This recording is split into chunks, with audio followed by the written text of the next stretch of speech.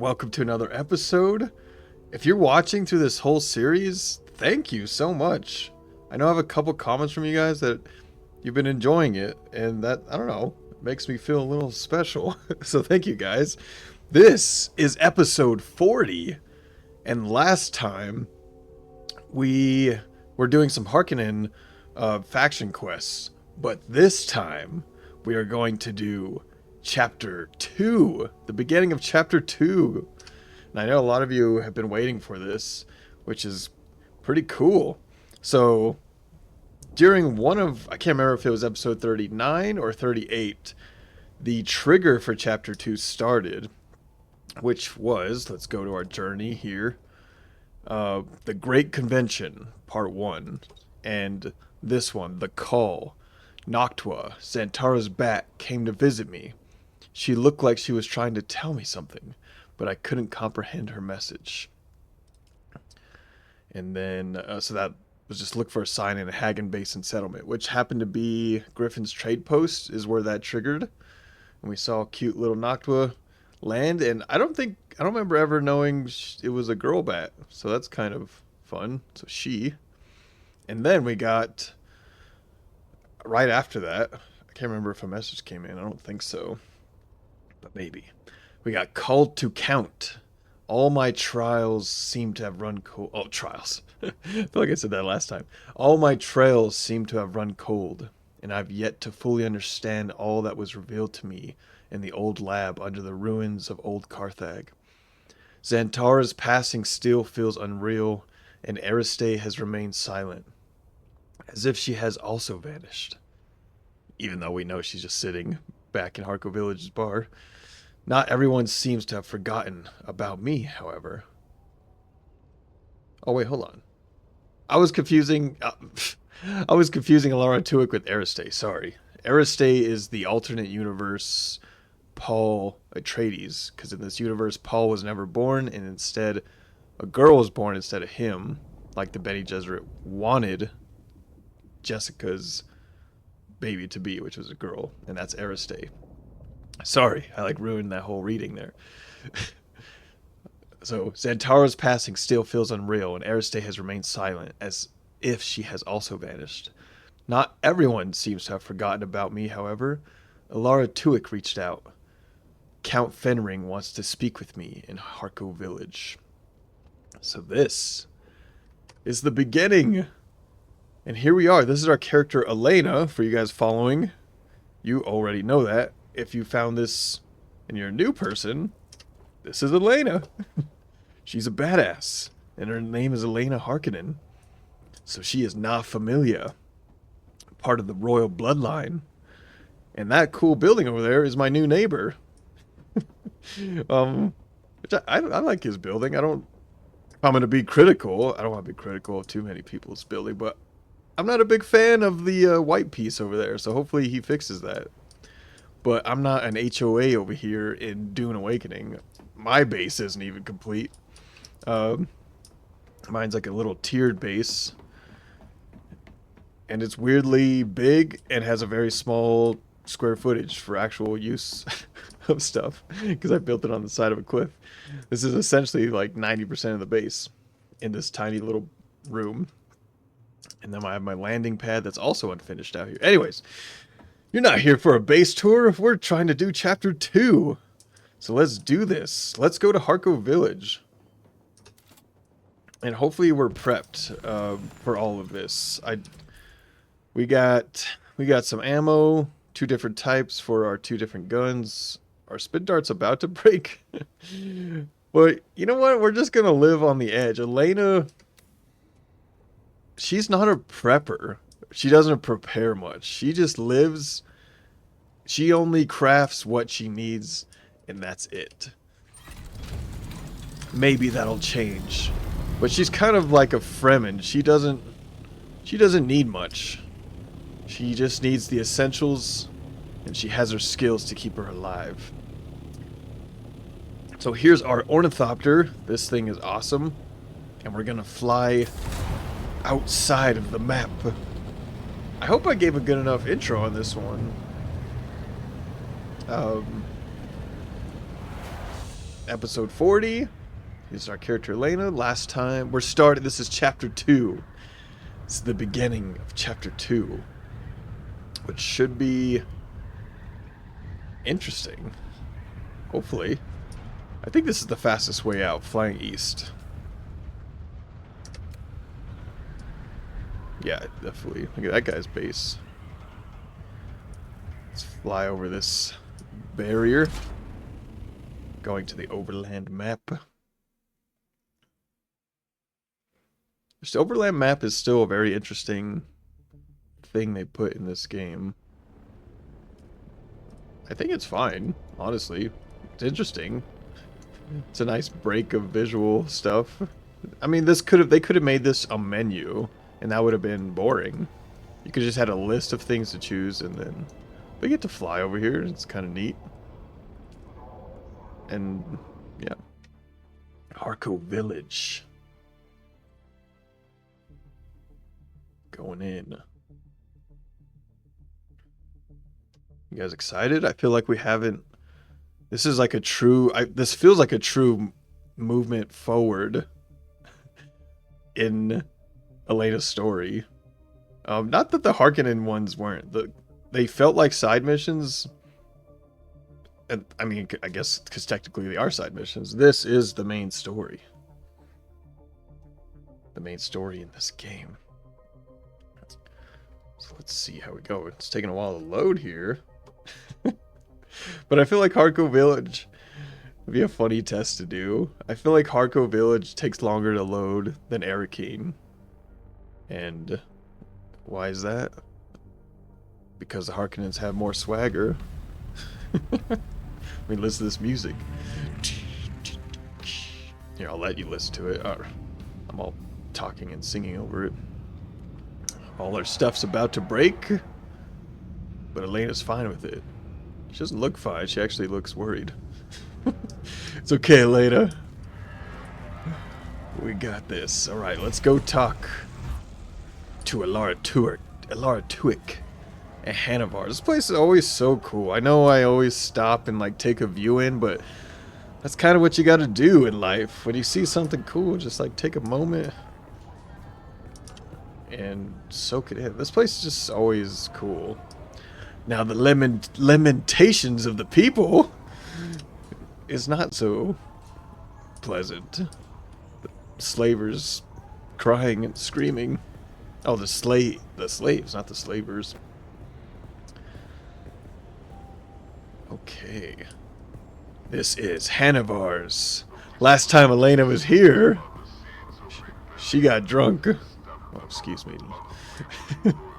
She got totally wasted on spiced wine and committed crimes. And then got exiled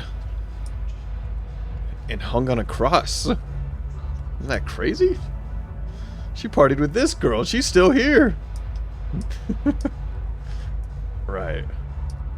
Let's check this out here. We got the silence cone. Let's walk inside it. Amazing. Who's this lady? Roland? I forgot. Can you like talk to whisper to people?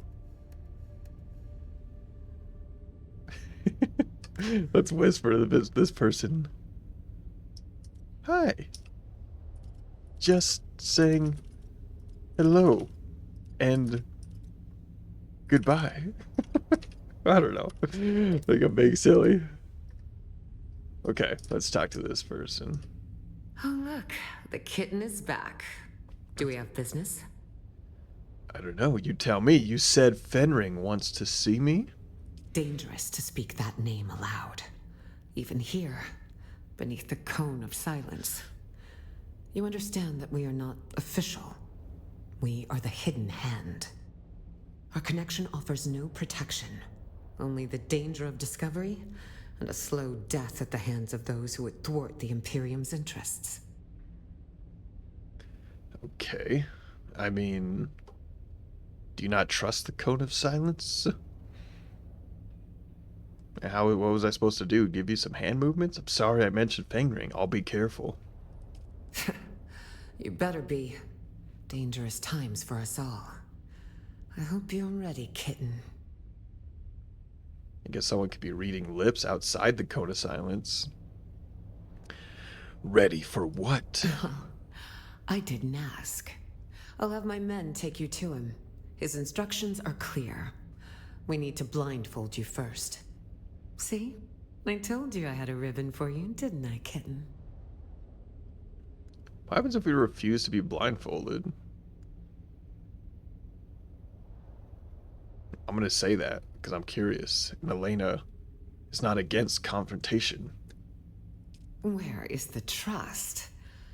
But very well. Come back when you want to do this on his terms. Oh, that's just a way of saying not to do the mission right Other now. business. That sounds thrilled. Then this is goodbye. Okay, Dangerous oops. to speak that name. Our connection offers... You better be... Well, see? I told you I had a ribbon for All you, right. didn't I, kitten? All right, yeah, all right. Allow her to blindfold Such trust. I promise not to take advantage of it. me. So Eddie, when you don't hit it right away, that definitely seems like she is going to take advantage of it. Let Alara lead you away. Ah, my favorite assassin. I must confess that reading Alara's reports is a rare pleasure. Except this last report. You entered the ruins of Old Carthage, accompanied by the outlaw Xantara, and you returned alone. Tell me, what happened down there? All right. So that's what happened. We went to Old Carthage, and that's where we also found out, I should have said that in the intro, that we were a Gola. Elena's a Gola, a clone from a dead body. All right, so we have some options here. Deception. Your spies are clearly lying to you, Fenring. I never went near that place. Mentat, I have slain Xantara, but not of my own volition. Analysis of my mental state confirms external compulsion. Describe the Benny Thalax lab and the events that transpired. Xantara's dead. I couldn't break the compulsion. I tried. I killed him with my own hand. I don't even actually remember. This sounds silly. I forgot that we killed him. I thought we were tempted to kill him. I guess it didn't feel like us because of the compulsion.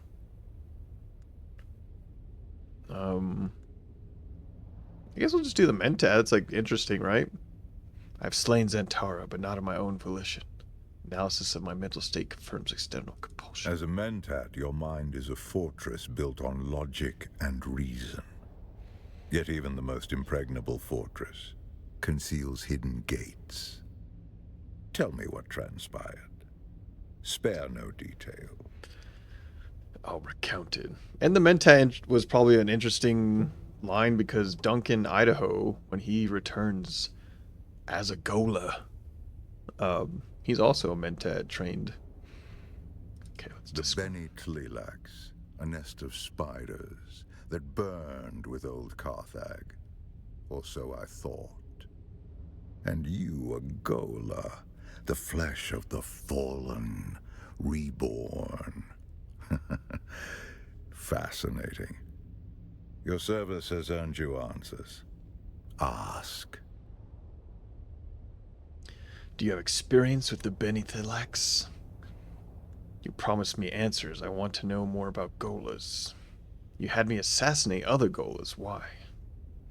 Let's do that one. I think this little arrow is indicating this moves forward. They were the first sign that the Benny Tlilax were not done with Arrakis. My agents began reporting stir-ups among the minor power players. We quickly discovered that these were Tlilax agents, but that they were Gola was unexpected. Nevertheless, I could not allow them to destabilize the region. We must each do our part, and the spice must flow. Alright, so also a recap. He's wearing this mask because last time when he took it off, I had a compulsion to kill myself in his presence, which was crazy. Do you have experience with the Beni Tlilax? Years ago, my informants traced some unusual activity in Carthag to a Beni Tlilaxu lab. Before we could investigate further, the city was destroyed. The destruction of old Carthag is considered a terrible accident. But was it? I believe it was the Tlilaxu who destroyed the city. A monstrous choice. Destroying innocent lives to cover their profane works. Okay, so he thinks that the Laxu destroyed old Carthag?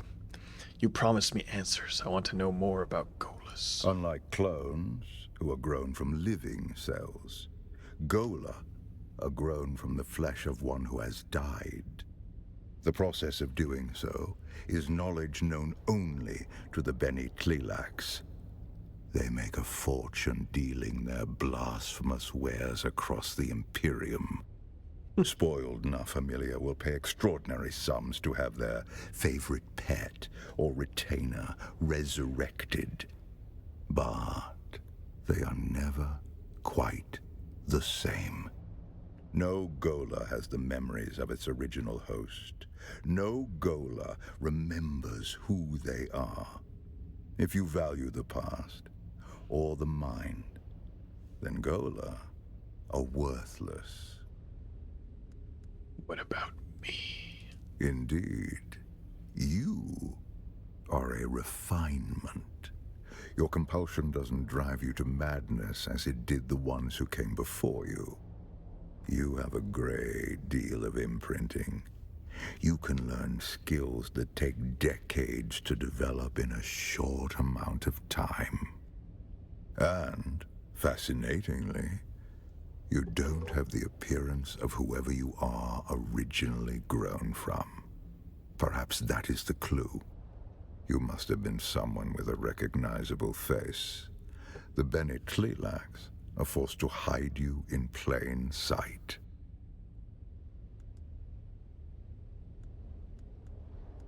Maybe I'm several people combined? It seems highly unlikely. Such experiments would be psychologically unstable. I was someone famous? It's plausible. You seem designed to be anonymous. Oh my god. What do you think they want? Perhaps we can discover the answer together. Recently, there has been a string of murders in Arakeen. The victims have all been my agents at one time or another. A Tlilax retaliation for your efforts on my behalf. My chief inspector believes so. Travel to Arakeen. Find my investigator in the Imperial Consulate. He'll be thrilled to have the help. Okay. So I gotta travel to Arakeen. I'll meet your investor. No, I'm tired of working for you. What happens when you say that? I feel like he'll just... So far, this game has not really allowed you to, like, mold the main story. It usually just says, it, like, loops around in some way and it turns it back on you. You have to say yes. Or he'll just say, well, if you want to, go when you have your moment. So I'm just going to say I'll meet your investigator. I expect nothing but excellence from you. Report to Alara when you are done. I will continue research into your origins.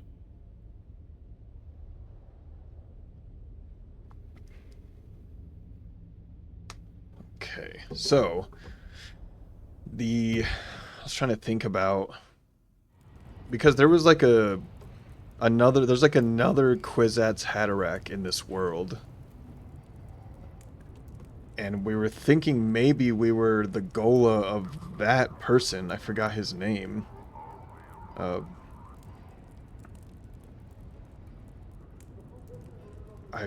was his name? We learned about it with Aristay on like the final trial of Aquil, I believe. And the Kwisatz Haderach, by the way, is like a prophesized super being. Basically, like the Bene Gesserit are able to kind of look back on their female genetic memories, and they can't access the male genetic memories. And then they believe if they have, once they have their breeding situated, a breeding program, which they've been working on for like the last like 10,000 years, that they could breed a male who can access both the female and male genetic memories, who essentially makes it like a super being, like I said. And that'll be able to like bridge space and time and give them absolute like foresight, like prescience. Okay, so let's go to Erikeen. So we were thinking maybe, I don't know if that Kwisatz Haderach is dead and we were born from him, but why? Yeah, that's the question. Why do we look different? How do we look different? Because the Golas usually look the same.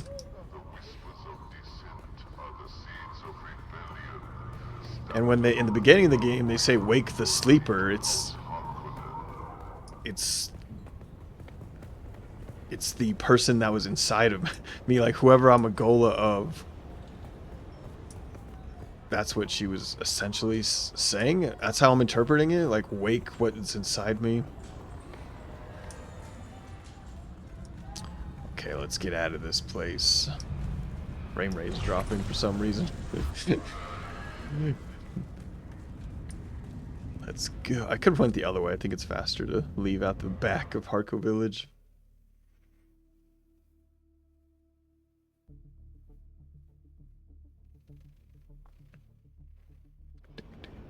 Okay. To the other corner. Oh.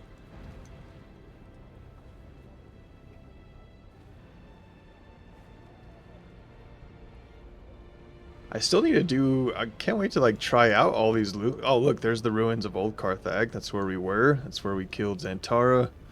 And we found the Golas breeding grounds, like, in the ruins. Yeah, I'm kind of excited to check out those other points of interest on that map.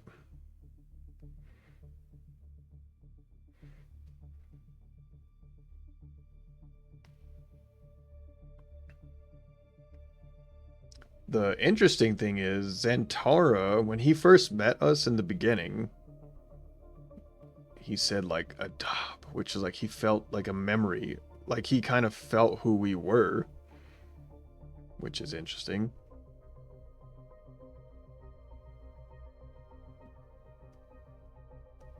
In the Dune story, Duncan Idaho, it becomes a Gola, and that's what that's who you're seeing if you watch the trailers for part 3. But Duncan Idaho is also in this game. It'd be funny if he's like tied up more in this main story. What if he's the Gola? That there's like multiple Duncans out there.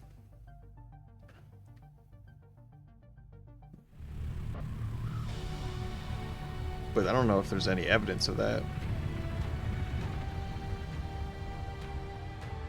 But yeah, Duncan Idaho, he's at the Erikeen base in Haga Basin.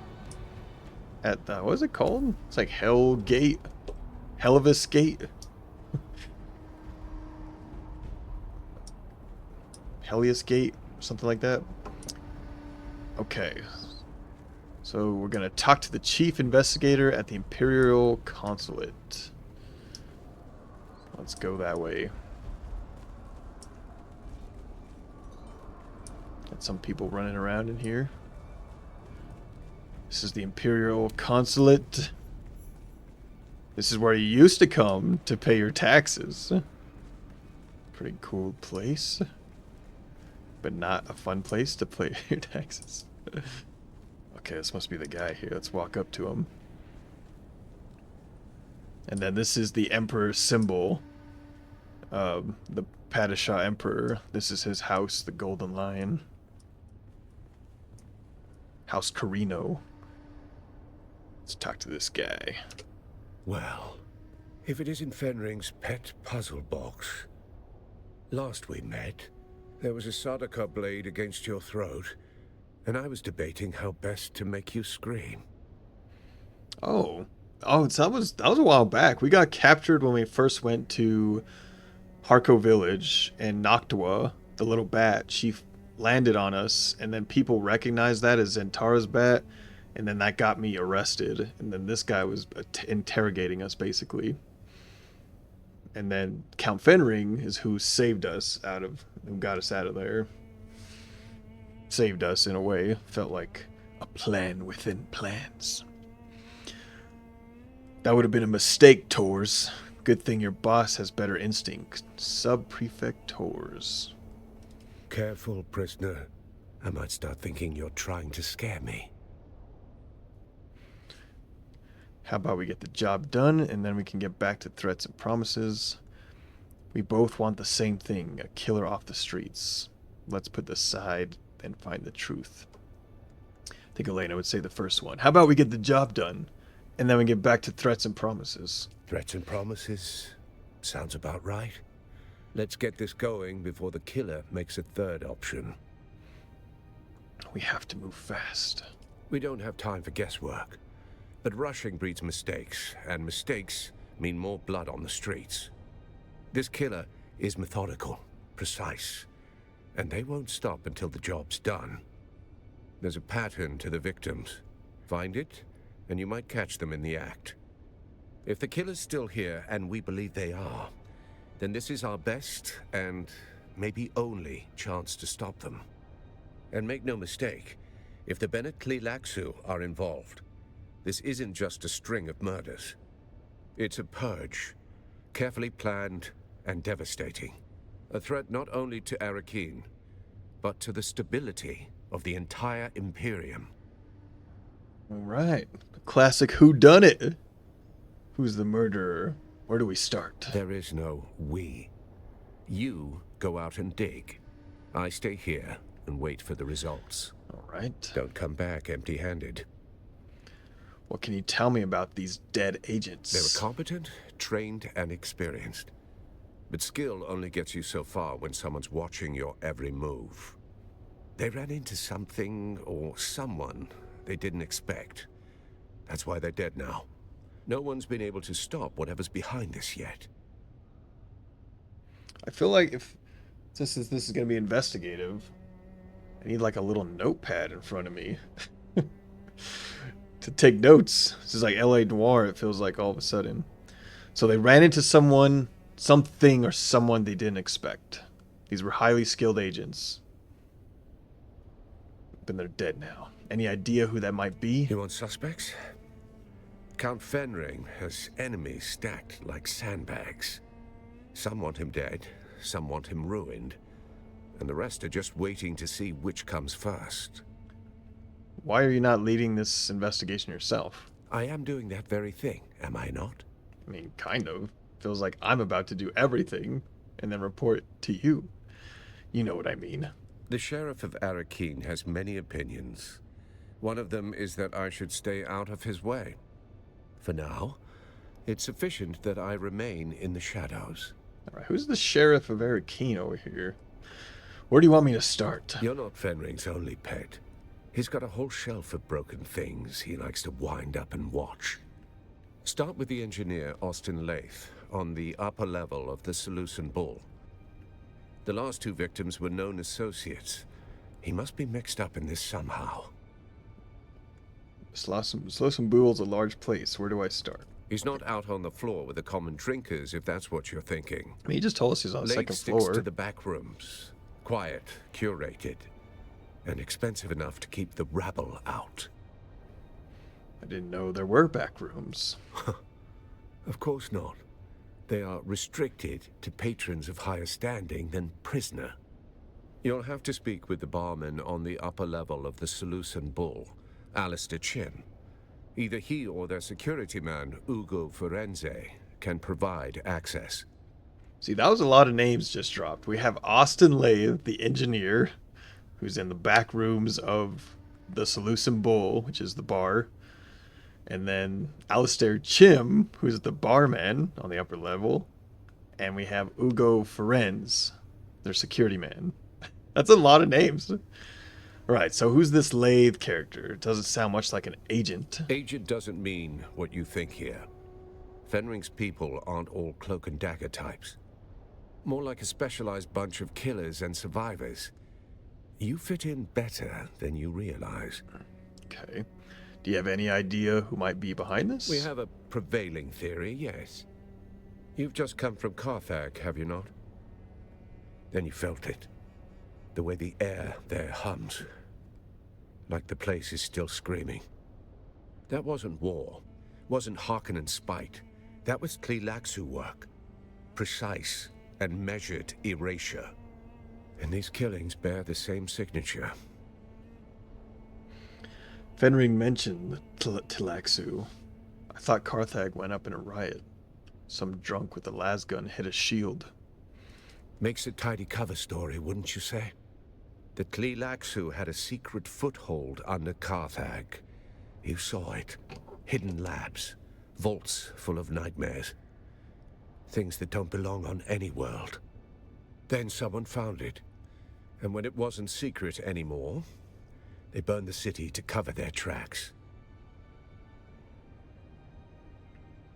So that was interesting. So I said, didn't somebody shoot a shield with a lasgun?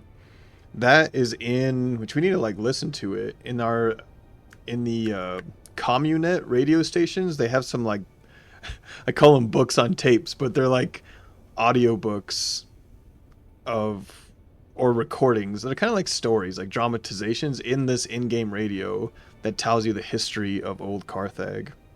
And in the Dune universe, when you shoot a Holtzman shield, like our personal shields, with the lasgun, it like basically is a nuclear explosion that happens, killing obviously both the target and the shooter, but everything around them.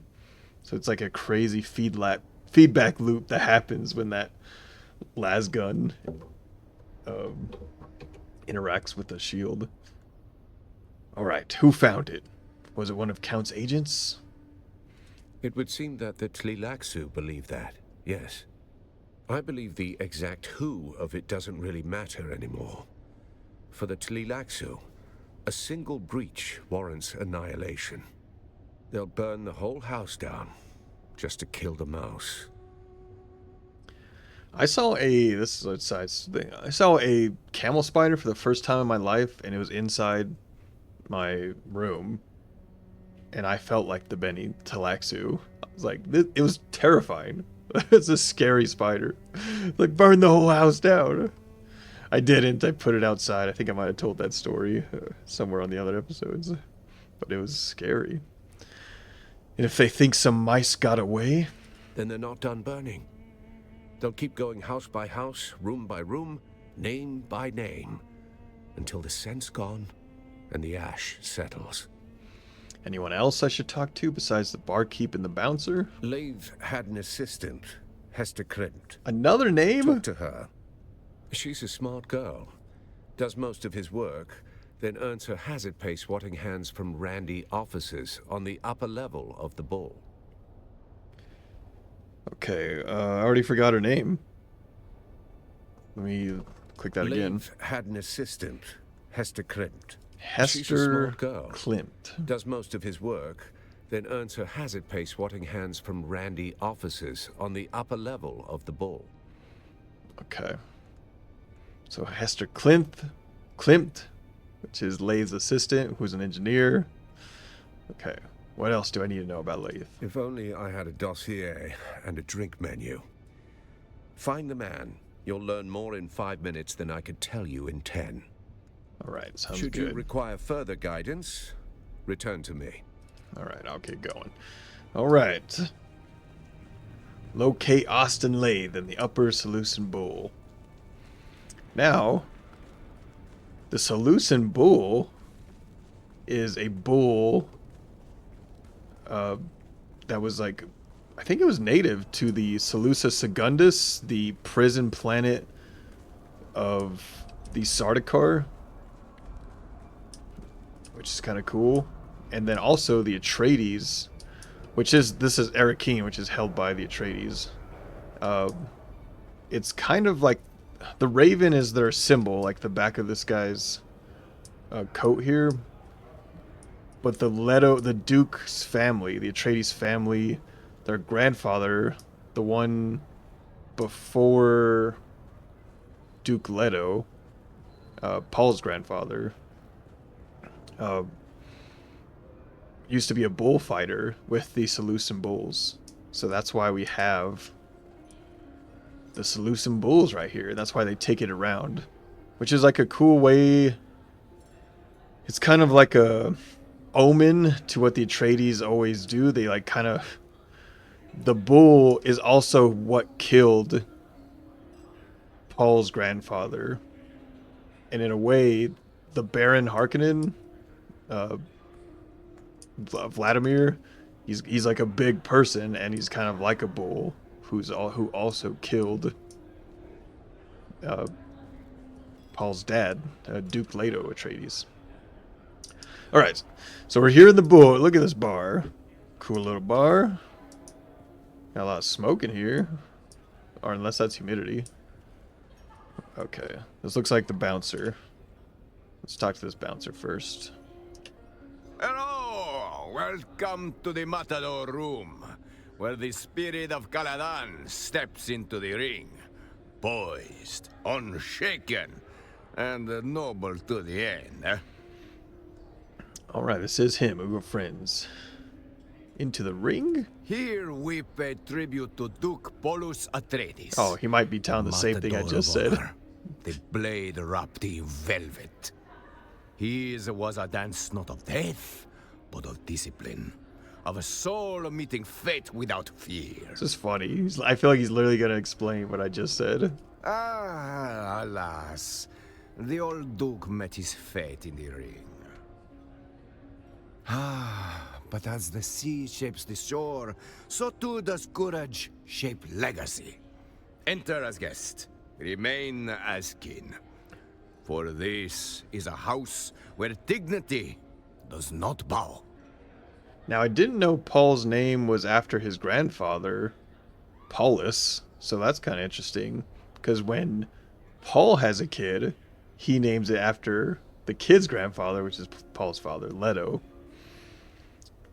Alright, we'll do this. Nobility, since we're not familiar. True comfort is fleeting on this blasted frontier. I pray the hospitality matches your welcome.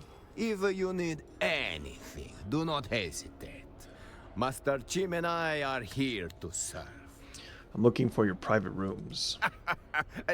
Believe me, I would love to usher you in and cause a scandal. But unless your house's sigil is on the registry, you will have to enjoy this floor with the rest of us wretches. Alright, so I get it. Rules are rules, but I'm here for the ambiance. I'm not here for the ambiance. I'm following a lead, and that room matters. I respect the velvet rope, Ugo, but today I'm stepping over it. With your blessing would be best. The fact that we're Harkonnen, I don't know. Elena's smart. She's a Mentat. That seems like a reckless statement. Like it's an intimidating statement, but it doesn't seem like it matched. So let's say this one. Following a lead. Follow all the leads you want, friend. But not past that curtain. I don't bend the rules just because someone sounds serious. Besides, the room is on lockdown. I'm just the gatekeeper here. Lockdown? What happened? A minor medical incident with a patron. We are grateful for your patience. That's all you can tell me? A minor medical incident? Of course, discretion and propriety forbid me from disclosing the activities of our patrons. You understand.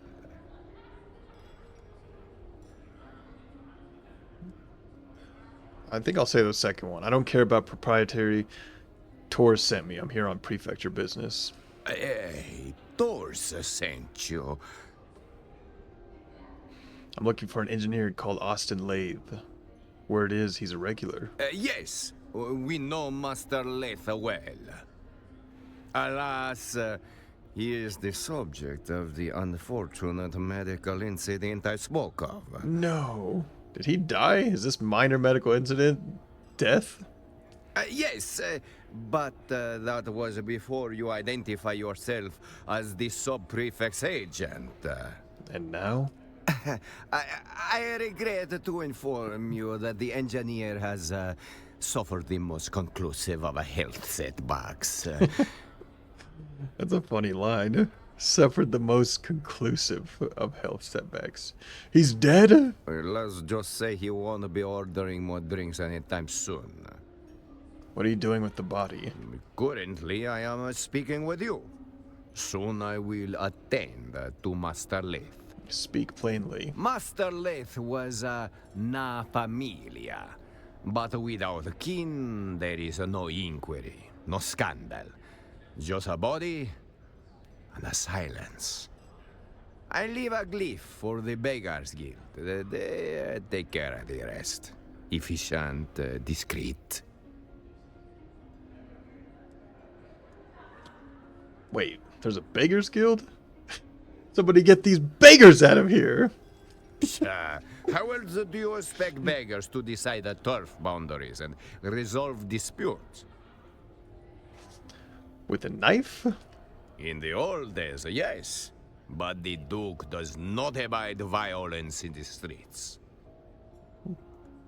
Was anyone else seen entering this private room besides Leith? Master Leith, he was not exactly a social creature, but he wasn't a monk either.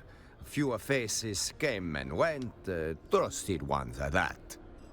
Well, Alistair, the steward, kept him fed and pickled. The wine merchant, Ambrose Lucifer, Oh my would gosh. sometimes stop in for a glass or a five. He and Leith share a taste for esoteric reactionary literature.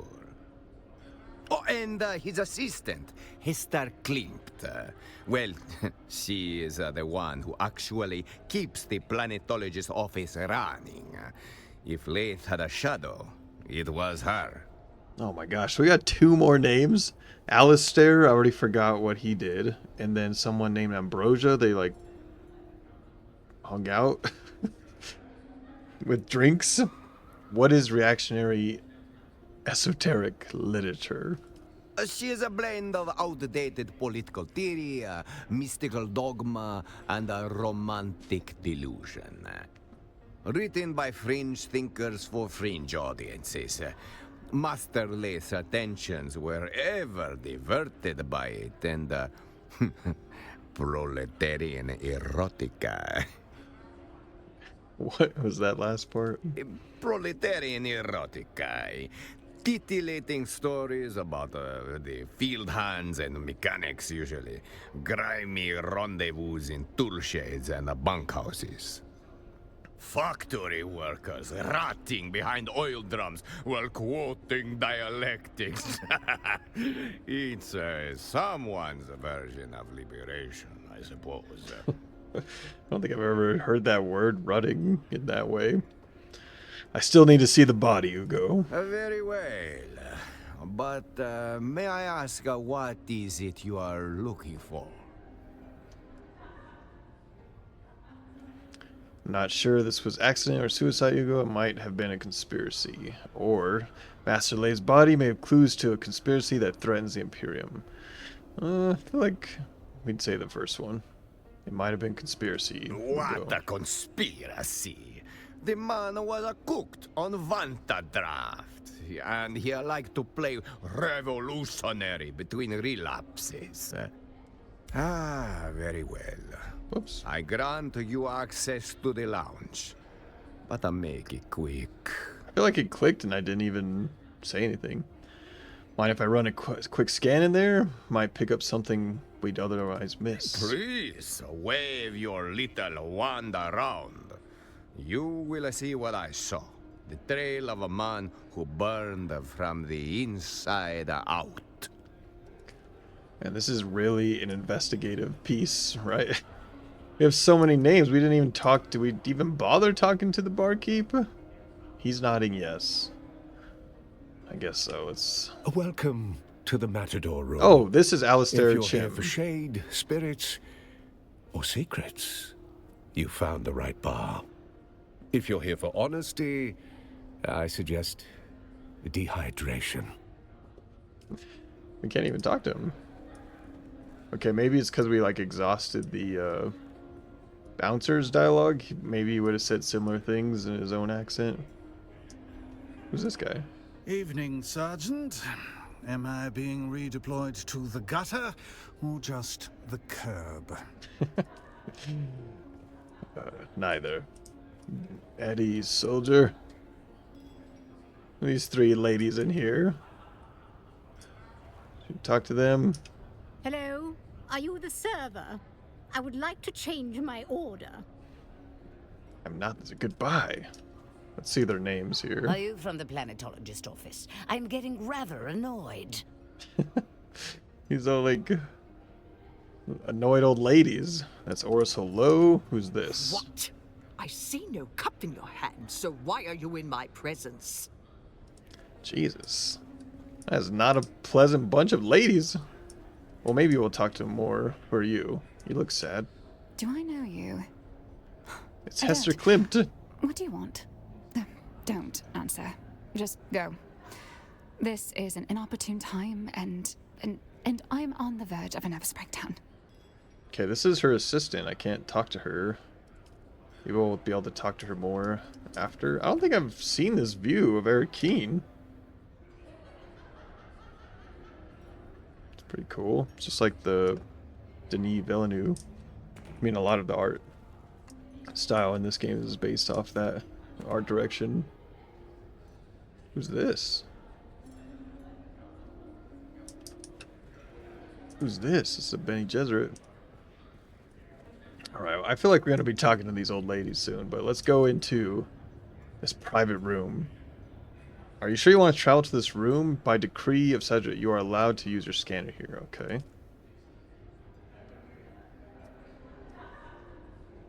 In queue. Traveling to this room, you are next in line to join. Server status allocated. Is there seriously someone in there? This is like the one with their like software architecture is a definitely weak point, and it's really a weird choice that you have queues into like main storyline things.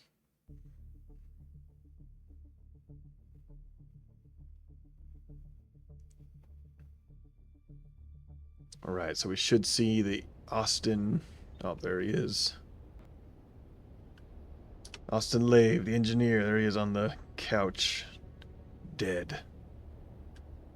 Okay, this is a really cool... I was going to say apartment, but I think it's just like a private VIP room for the bar. Okay. So this is the whole room. It is a nice room. Cool vibes. Got some pottery. It's like it would be a cool place to hang out. Alright, where do we start here? Let's look at him. Austin Lave's body. Gaunt frame lies slumped on the bench, skin pallid and waxy. Salt streaks mark where his final sweat dried hours ago. Examine the upper body. No obvious signs of trauma. Examine the hands. Gaunt's hands lie limp, fingernails uneven and chewed down. An unusual nervous habit for a man of his station. Okay. Examine the head. Eyes with heavy bags, cheeks hollow and sallow. Faint capillaries on his nose hint at long years of drink. Not exactly the picture of health. Examine the mouth. Froth clings to the corner of his mouth, dried to a faint crust. Without medical expertise, what this indicates eludes you. Examine the eyes. His eyes remain open, lids sunken with heavy bags. Corneas are faintly clouded. the mark of sudden systematic failure. Okay, so we got foam at the mouth here. Examine Late's clothing. Well-made garments, finely tailored but worn and unchanged for days. Pockets are empty, showing no recent use. Conclude examination. Okay. What else do we got in here? A book. A thick, well-printed, leather-bound tome rests on the table, its spine stamped with a numeral 7, clearly one of many volumes. Examine the cover. That's why they don't put the animation on here, but alright. The leather cover bears gilt lettering. Histories of Imperial Descent, Volume 7. The Ekaz Revolt. Causes, Conduct, and Consequences. Examine the interior. The pages are dense with fine print along the edges. Faint smudges and slight discoloration suggest frequent handling. 2 sections are bookmarked. The content probably won't help you solve this case, but a history enthusiast would enjoy this. Is this just some lore? Let's see, read the foreword. This book reaches us under a cloud of censor. Tyrus Mendigo completed it while confined in Cathode Gate Prison on Khitan. Volume 7 on the Ekaz Revolt spares neither rebel ambition nor the heavy hand of Imperial reprisal. The Imperium has not authorized this printing. Okay. Possession may invite scrutiny, yet the record of descent is as vital as triumph, and Mendigo's pen carves the shadowed history with rare clarity.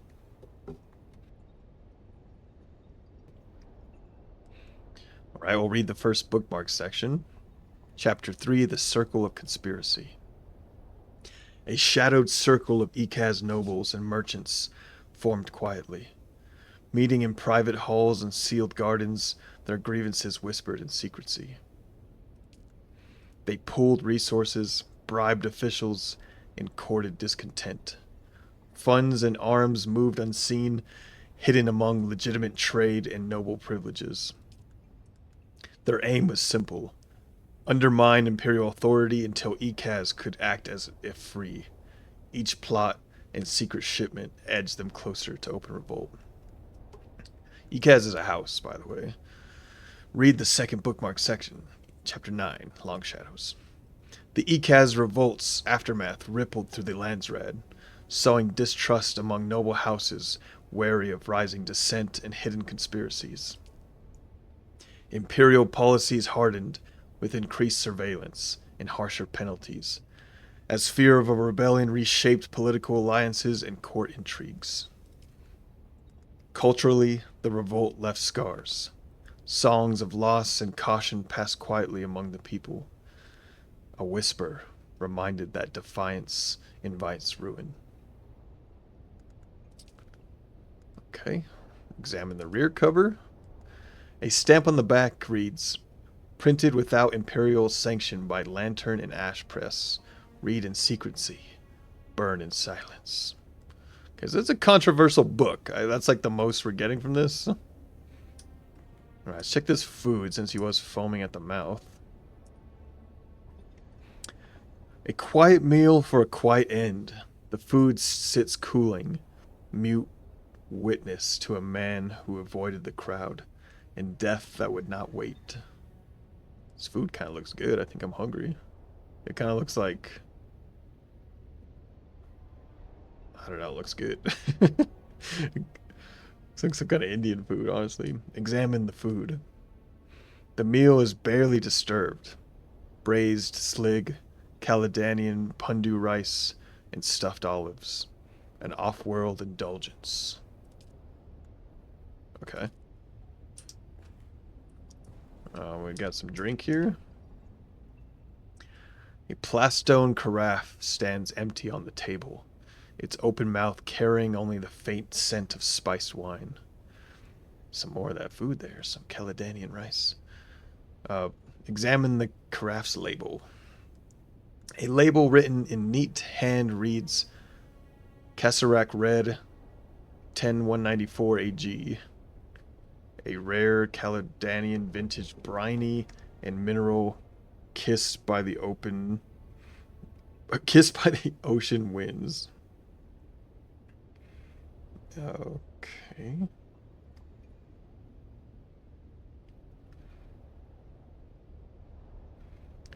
So that's interesting. I don't know. I feel like I'm just looking at stuff. Oh, that's what I was thinking. AG, for those who are curious, stands for After Guild. And that's after the Spacing Guild was founded. In the Dune universe, obviously. And the Spacing Guild was like pretty early on. So if you ever see in Dune writing, it says AG, that's after Guild.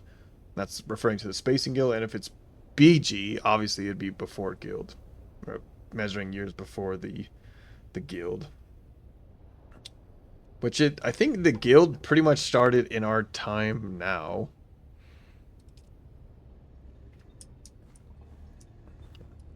Okay, so we saw nothing in that carafe. Is there anything else in here?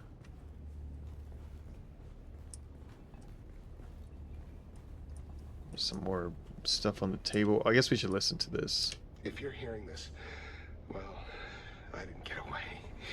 I'm most a lathe engineer. The guy to call when they want things done, not questions asked. There was this one chance I could have said no, but I didn't. I crunched the numbers, fine-tuned them. That was all it took to bring down the ceiling on 1,000,000 lives. I didn't press the button, but I knew it was coming. I just didn't want to disappoint the guy who asked. They gave me a new title, a nicer coat, called me Na Familia. But after that, they wouldn't look me in the eye. And the thing I hear over and over, it's not the blast, it's my silence. Then I found this pamphlet stuck behind a sink. You dig, you sweat, you die, and your work builds opera houses on worlds you'll never see. There was a sandfly stamped on the back, razor wings, sickle-shaped stinger. What bleeds in silence must one day sing. Didn't get it then, but those words stuck. Okay, so I don't know, I feel like we didn't learn much from that. He was just rising with his skills. And he was maybe exposing, like as he was discovering things, exposing maybe corruption? I don't know. A chaos of stained papers littered the table. It would look as if it had been stormed through if it weren't for the empty cups standing undisturbed. Look at the cups. The cups look soiled. Austin Lathe either was an exceptionally heavy drinker or may have had some company. It's probably both. Look at the cup on the left. Empty. Save for some dark dregs at the bottom. A strong, aggressive smell comes off from it. It's a bit sticky to the touch. Look at the cup in the middle. Empty. You can smell a faint scent of spiced wine. Look at the cup at the right. Empty. Smells of spiced wine. A subtle reddish stain can be seen on the rim when held in light. Look at the documents. Scrolls are spread out on the table. Most are covered in scribbles and shapes, crumpled, dirtied. One stands out in neat letters on top of the stack. Look at the messy stack of scribbled scrolls. Sketches and undecipherable schematics. It's too chaotic or too expert for you to make any sense of it. Look at the neat parchment on the top of the stack. It's made of a spice paper. It reads, "Wings in the dark notes toward a future without chains." A manifesto of some sort. You take a step back, and you conclude your examination. Okay, is that it? I didn't even use my scanner. I don't even know how to use this scanner. Is it talking about like my handheld scanner?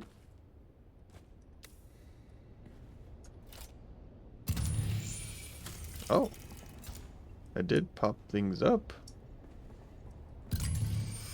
Oh my goodness. Footprints. Several people seem to have gone in and out of this room. Okay, that's like the most obvious thing ever. Unless we're like doing a boot print here. Okay, we did all that.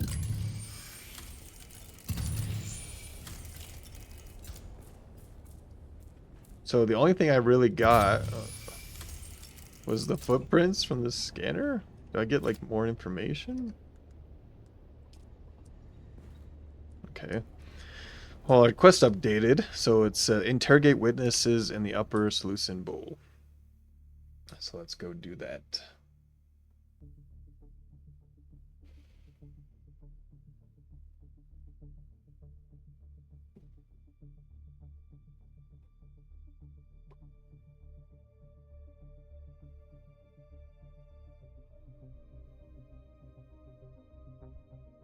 Okay. This is really a really different shift in this game. Like the mood of it, like the investigated aspect. Which is kind of surprising. But I guess it's fine. If you were expecting action and stuff, you might be disappointed for this chapter 2. I mean, action might come later, but as of right now, it's seeming they're giving a lot of names. You're interrogating people. We're searching for clues. I'm hoping this will have like a good like payoff of like where we're putting something together. It's really, sometimes it's hard for games to like do this. Look, our friend in world, Randra de Sokol, Randy. Afternoon, Elena. Hope things are going good for you this day. Well, that's nice of you. How do I always roll? Oh, I talked to Roland. That's that random person. How do I? Okay. Hello there. Randra.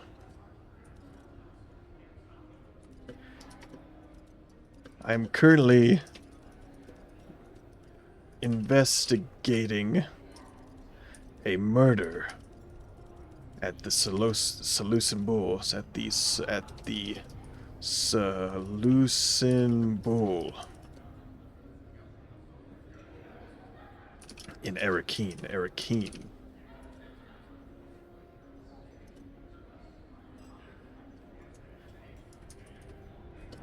Thank you, and I hope your day is also going well.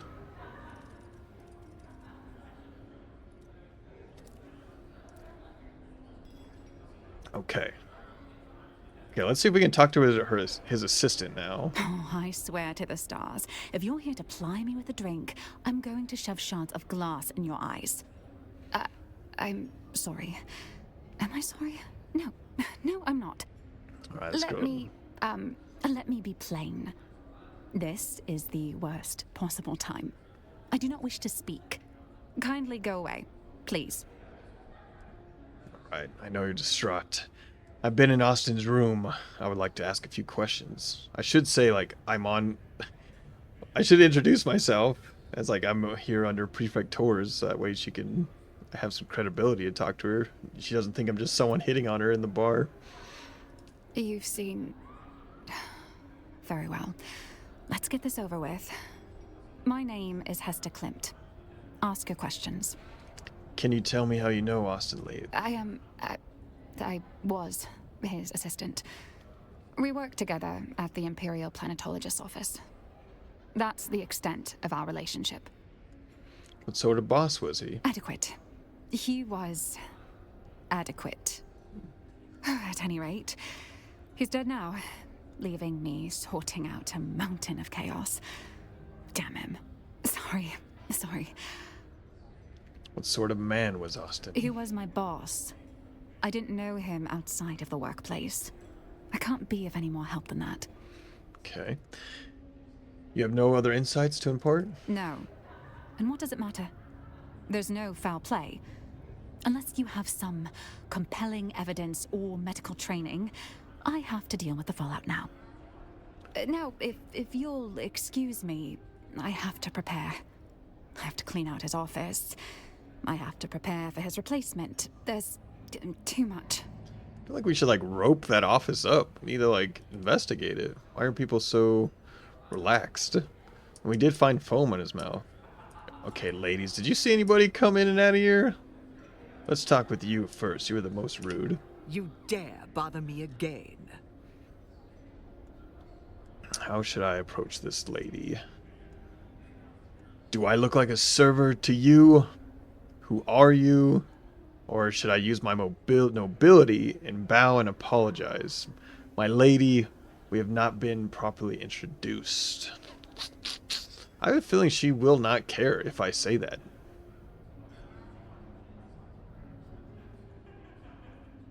And I have done nothing. I'm just going to say, do I look like a server to you? All you poors look the same. Do you expect me to tell you apart? I don't even know why they bother to give your kind names. You don't name a broom or a shovel, do you? Now piss off. My God. This lady's horrid. Talk to her again. Dare bother me again. Who are you? How dare you ask me a question? The audacity. On my world, you would have your tongue clipped for such insolence. Avert your gaze. Has no one trained you to behave in the company of your betters? Be gone from sight. How is this girl allowed to... How is this lady allowed to talk this way? How has she gotten to this point in her life? You dare bother me again. I'm going to do this one to see what it says. I have a feeling she doesn't care, even though I'm not familiar. Don't my lady me, you ghastly pretender. Whichever low peerage you claim can hardly justify your appalling manners. I know the names and faces of 132 great houses that matter, and you are not among them. Perhaps you are a lord in whatever backwater you hail from, but here, you get my tea. Man, we can't do nothing to this lady. I feel like Elena should slap this little lady. She's hearkening. Are you from the planetologist? Like she doesn't deal with stuff like that. I'm rather annoyed. Like Harkonnens, like usually have like whips on their hips, because there's they don't deal with it. Okay, no, ma'am. I was hoping you could answer a question. Do I look like I'm from the planetologist office? Yes, I'm from the planetologist. How may I serve you? I'll just do this one. Do I look like I'm from the planetologist office? Wait, I can't hear you at all. Allow me to engage my enhanced hearing. Only thing the bloody Tlilaxu are good for. There. Now, tell me again. Are you from the planetologist office? My grandson Cyprian is the imperial planetologist here.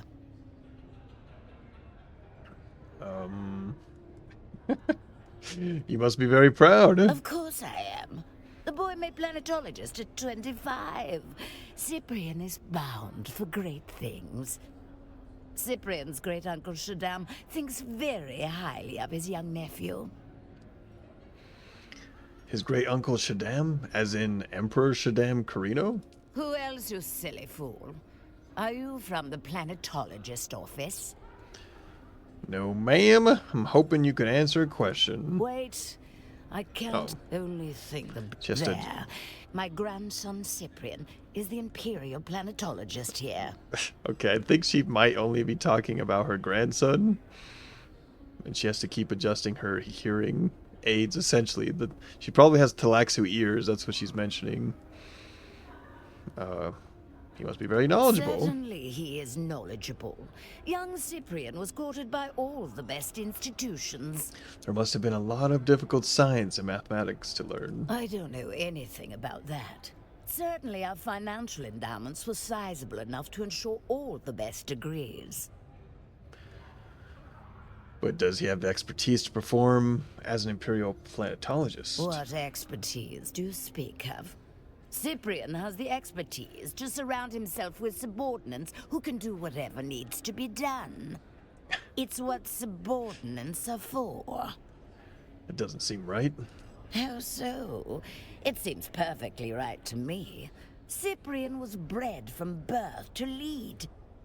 Why Why should he be hampered by trivialities such as a lack of expertise? I feel like actually Elena would agree with some of this. As I said earlier, I want to ask you a question. Who are you? Are you from the planetologist office? My grandson Cyprian is the Imperial planetologist here. Yes, yes, yes. You've already said that. Well, you should bloody well know him if you are from the Imperial planetologist office. I'm not, and I never said that I was. Then why are we speaking? Oh my gosh. Let's move on here. Oh, you're back. Can I get you something? Would you be a dear and see if you could change my beverage order from spiced coffee to tea? I'll see what I can do, Lady Right Cheese. Okay, these... Oh, please hold. Allow me to adjust the ocular acuity of my eye implants. My husband is always complaining. Eyelid, turn your eyes up. I like to keep them turned down in public. Too much visual hurly-burly gives me vapors. There. Yes. Are you the server? They're so funny. They're like bragging about... I don't know if they're bragging, but it's being that they're like rich ladies bragging about their implants. No, I'm not the server. I'm sorry, but why are we speaking if you are not the server? It is improper to speak to an unaccompanied elder lady of substance without a proper introduction first. It just isn't done. Propriety must be maintained, or there is chaos. Morwina here would have you flogged. Of course, that's not necessary, is it? My gosh, she's trying to get me flogged over here? Is that a threat? Why, yes. I'm glad we understand each other. I wasn't sure you would appreciate the subtext. Many pores cannot, you know. The pores. Understand, dear. We of the nobility are not your enemy. We are superior, it is true. But that advantage allows us to care for you of the lower orders in ways you cannot hope to comprehend. Do you understand? Explain it to me again, Lady Righteous. Think of the underclasses as if they were a dog. You warn a dog against drinking foul water. But if it is thirsty, it will drink, and it will die. We of the nobility have the understanding, resources, and divinely granted imperative. These old ladies are unbearable. Water, thereby protecting the dogs from themselves. Now, do you understand?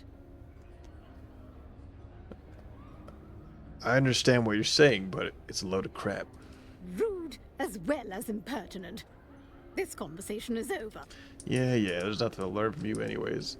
Alright, how come we got, like, nothing? Find a way to prove foul play.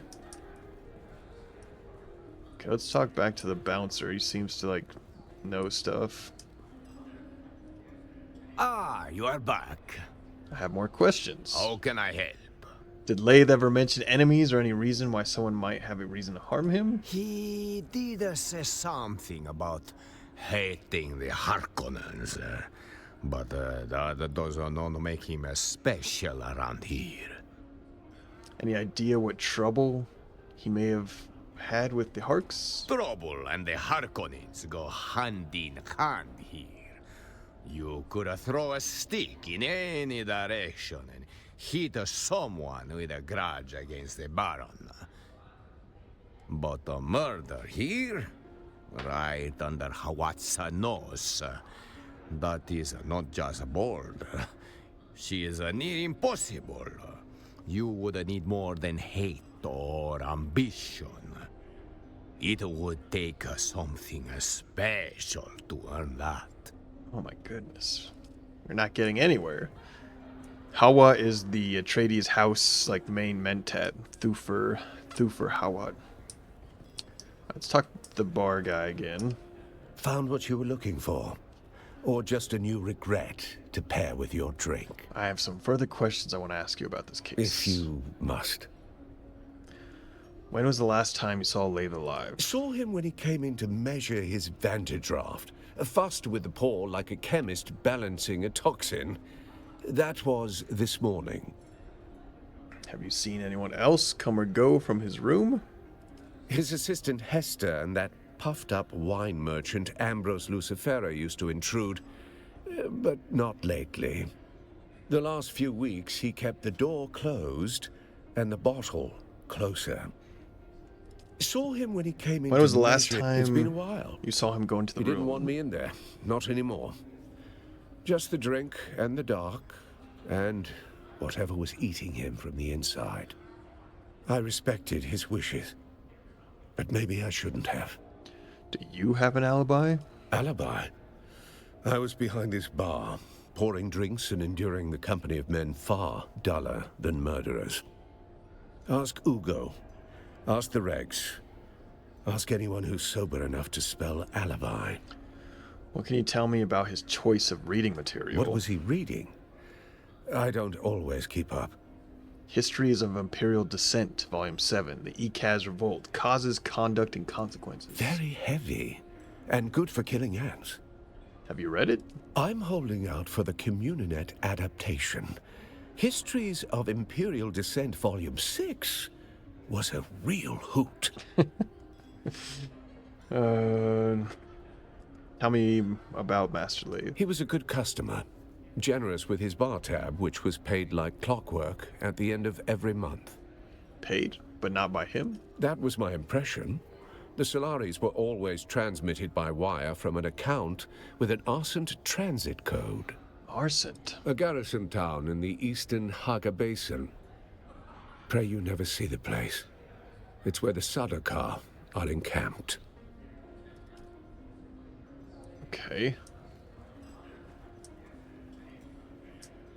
Who's this guy? Do mine ears detect the footfalls of someone who will add a drop of excitement to this rather pedestrian evening? Alright, he might be our clue. Here to inquire about Austin Lave's death. Austin's dead? But I only saw him recently. So full of life. I'm sorry, I know this might come as a terrible shock. Morning will have to wait. I have questions. I'll say this one in a sarcastic voice, because he doesn't seem that shocked, even though he put his hand to his mouth. Wait. Is this a potential murder investigation? How charmingly macabre! Do you really think someone murdered poor Austin? Shh, don't spoil it. Yes, I simply must be involved. How might I facilitate your sleuthery? Are you sober enough to answer questions? Now see here, I am only midway through today's debauch, and am of sound enough mind to answer the queries of both of you. There are two of you, yes? I jest. Oh, do lighten up. This isn't a funeral, it's a possible murder scene. Well, this guy's excited. I have a few questions regarding Austin Lave. I've already imbibed several libations in dear Estim's memory. Austin? Yes, of course. Carry on. What can you tell me about Austin? My occasional drinking companion has an education in engineering. If anything, he's even more of a man of leisure than I. How do you mean? He has an advisory position at the Imperial Planetologist's office, though I don't believe he's ever set foot in that office.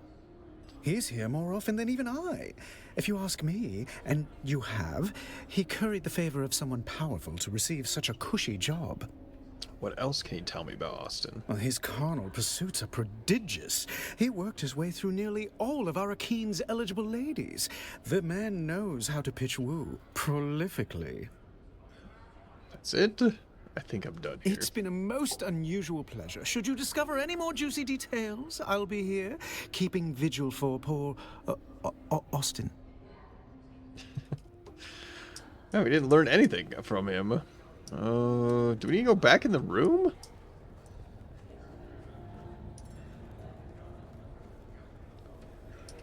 Why is this person speaking with us? Portafoy, would you remove them from my sight? Wait. Portafoy, disregard last order. We must not physically harm the peasants. I can already hear grandmother's lecture in my head. Oof. This is Cyprian. It appears that now that I am Imperial Planetologist, it is unseemly to harm the pores. Even just for fun. The pores is such Very well, what do you want? Such a funny thing. Well, we met your grandmother. She loves you. I have questions about Hester Klimt and Austin Lathe. I'm sure I don't know what you're talking about. They both work at the Imperial Planetology. Why are you harassing me? Portafoy, prepare for action. Not necessary. I'll leave. Alright, I don't know if we're going to get much out of this guy. Okay, do we need to go back in the room? Or do we need to go talk... Okay, I guess let's go... Maybe we need to go talk back to... What's his face with the scars?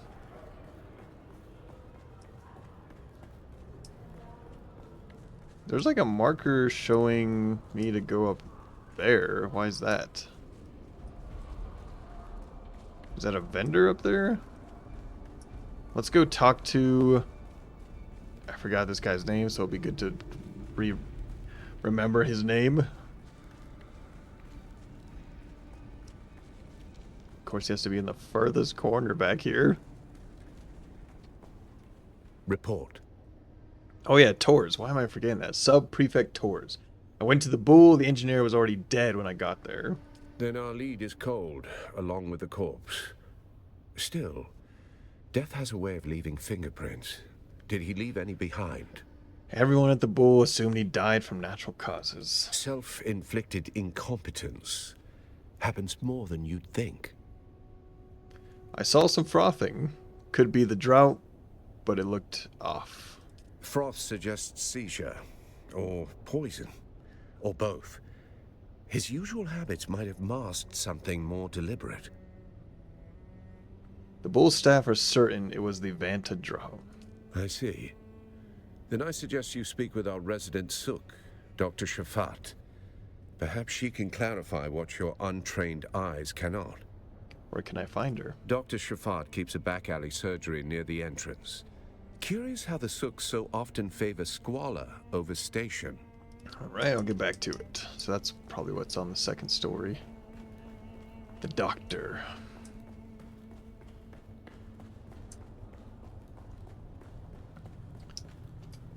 Run faster. Can't use my Bene Gesserit sprint in this place. Alright, she's over there. Maybe, can we get her? Yeah, I think... Oh, maybe not from here. Hey, what's it showing over there? Is that him? Showing another marker.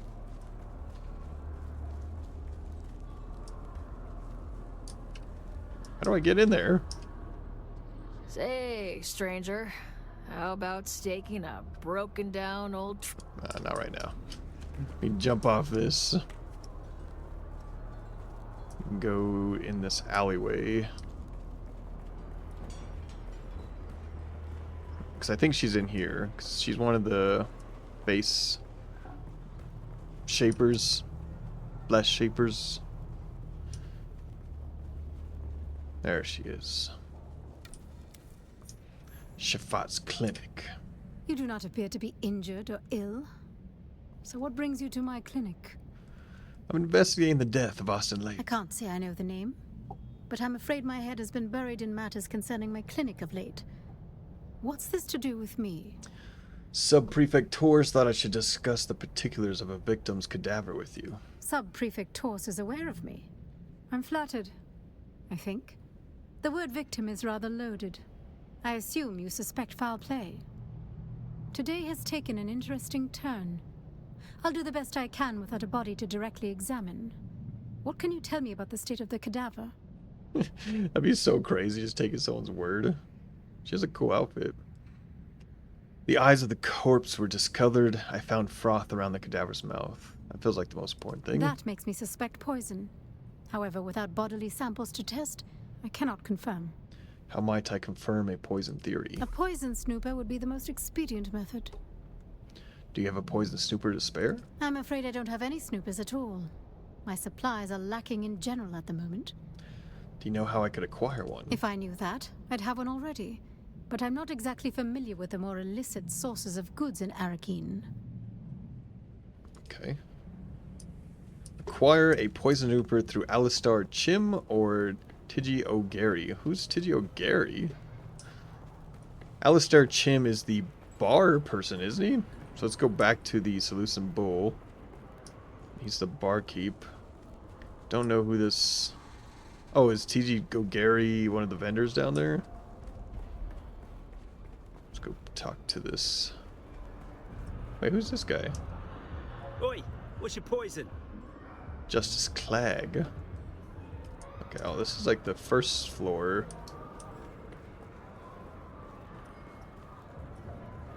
I thought we were already on the second floor. That was... tripped me out. That's where all the poors drink. Must go to the second story, where they have all these beggars out of here. Oh no, I'm doing that from the Odyssey. I'm seeing that meme so much around that Robert Pattinson line. Found what you were looking for? Or just a new regret? I need to a pair with poison your... snooper. Need. Such a clingy word. What for? To detect poison. Oh, how quaint. Next, you'll want goggles to spot betrayal. No, just the snooper, please. Oh, pity. Pity. I was rather looking forward to fitting you with a full betrayal ensemble. Hat, gloves, moral clarity. Just the snooper, please. Yes, yes. You may have the snooper. But only if you perform a small public service for me. I don't have 500 Solari on me. Then by all means, try your luck in the street. Oh my gosh. I wonder if I have 500 Solari in the bank? Alright, what's his service? Let's see what his service is. Found what you were looking for. I need a poison snooper. Need. We'll say none of your business. Oh, marvelous. A secret mission. Should I fetch your cloak and dagger or just the bill? It's pertinent to my investigation. That's lovely. Say jurisdiction next. I might faint from excitement. Please. That's the problem with please. Now if I say no, I'm the villain, which I am. But I prefer to earn it. He is the villain. Yes, yes. You may have the snooper. What kind of But oh, service? think of it as performance art. If your art is humiliation. What do you want done? I want you to go downstairs and find our dear Sergeant Justice Clegg. He'll be the one circling the lower bar like a lasgun set to annoy. Then ask him, Sergeant, is it true the Duke himself inspects all troopers' undergarments for signs of moral decay? Tell him Lord Chim heard his boxers were confiscated. No way I like my teeth in my mouth. It's funny, but I think Elena could say that. I Then mean, by not all that. means, I think she try could your go luck in the downstairs. street. I'm sure the black market... Alright, man. Can we not say that? I'd be fine telling that guy that. We actually need 500 Solari. I can't believe this. Let's see, this is him down here. Ah, back so soon. Justin Clegg. Who are you? Colour Sergeant Justice Clegg, retired. At your service. Is Color Sergeant a special rank?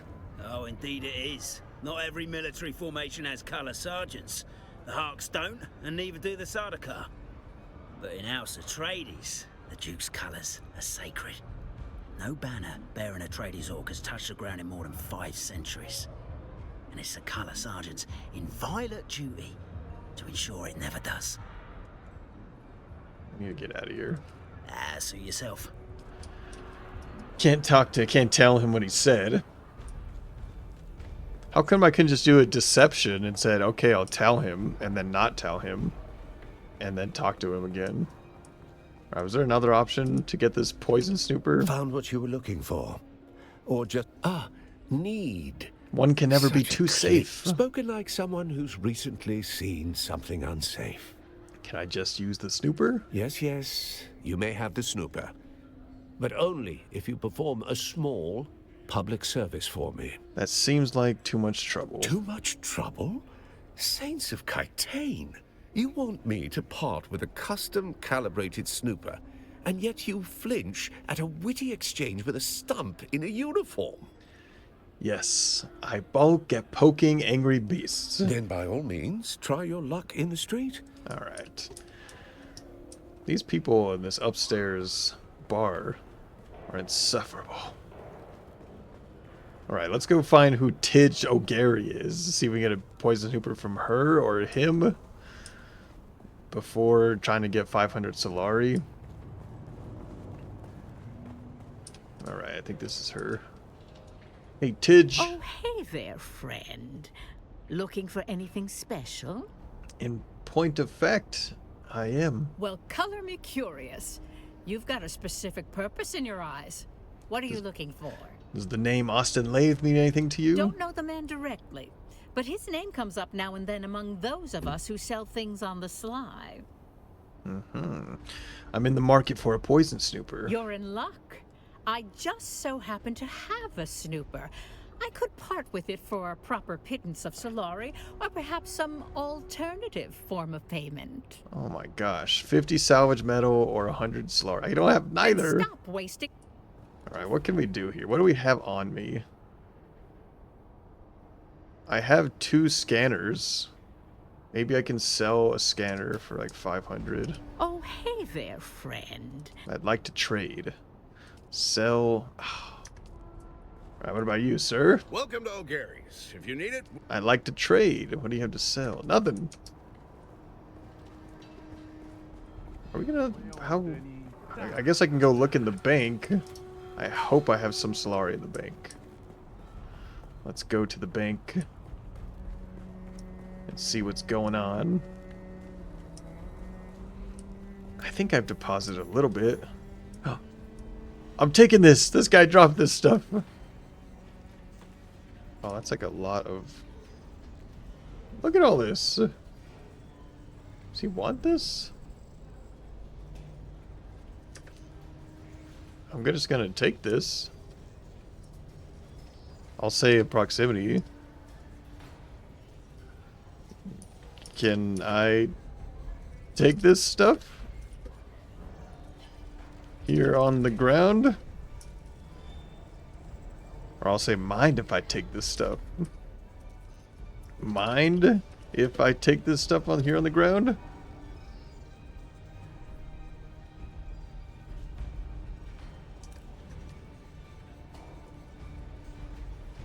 I didn't even notice, Randra, you were here. I'm taking this stuff. I might be able to sell it. So let's take these blueprints and then take that, take that, take that. Alright. Actually, let's see if I have 100. Oh, I do. Deposit or withdraw, Okay, we're gonna store these items that were just on the ground. Actually, we'll take these because they won't. I'll research them. And then, okay. And then we'll... Would you like to... How much Solaris would you like to with... I just want... Hopefully we don't need more than 100. Let's take out 100. Just stole that guy's stuff on the ground. I'm glad I had money in the bank. I thought I was going to have to go trade, like, pick up that stuff on the ground and go trade it. Oh, hey there, friend. Well, color me curious. You're in luck. I just so happen to have a snooper. I could part with it. Solari always spends. Much obliged. Thank you, Tidge. Appreciate it. Now, where's my poison snooper? Oh, here it is. A handheld contraption that allows for scanning objects in order to detect poison. It's funny, this is actually in the book. In the books, the poison snoopers. Okay, let's go back to the private room and search for poison.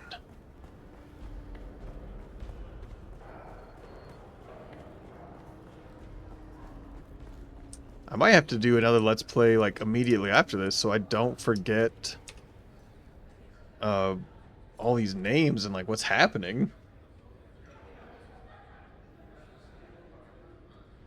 The queue.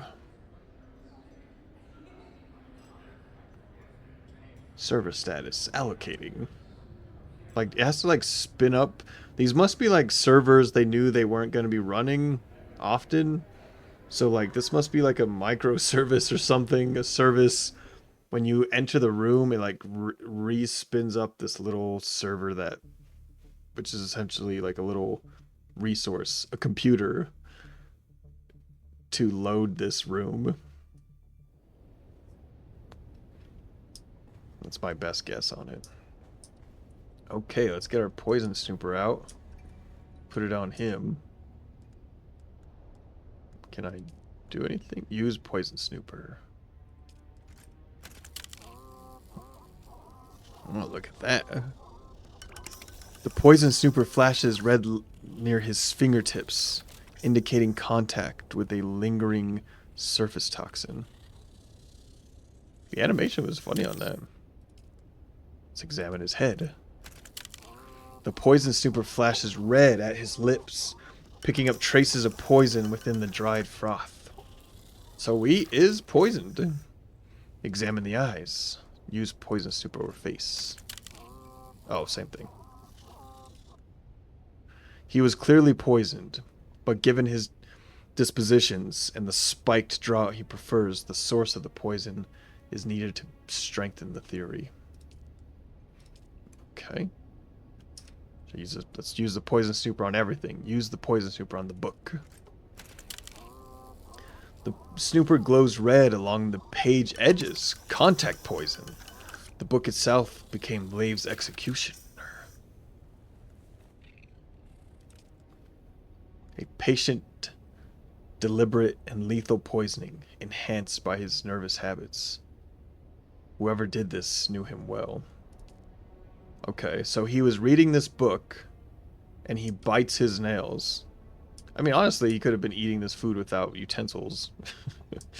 Either way, it got into his mouth, but it was implying that it was the book and his biting his fingernails. The animation on this little thing is cool, actually. The poison snooper flashes green, indicating no sign of poison. Okay, there's probably no sign of poison on any of this. It was the book. We found it right away. The poison snooper glows green over the carafe, finding no trace of toxin with the emptied vessel. Just like watching this little animation. Okay.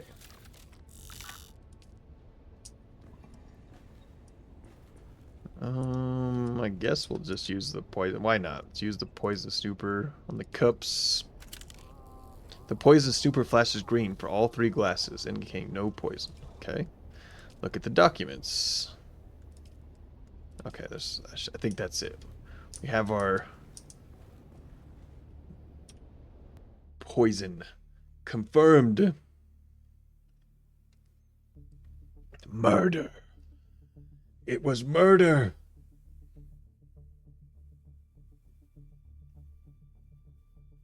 I always find these quotes kind of funny.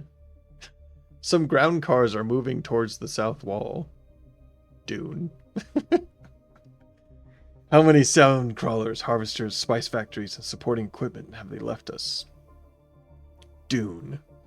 Like, that was either Paul saying that, Thufir Hawat saying that, no, or it was probably most likely Leto saying that, Duke Leto, and he's probably talking to Thufir, who has already done like a survey of when they first got onto Arrakis to see what the Harkonnens had left behind to do their spice harvesting. Ornithopters for survey, scouting, and weather observation. Dune.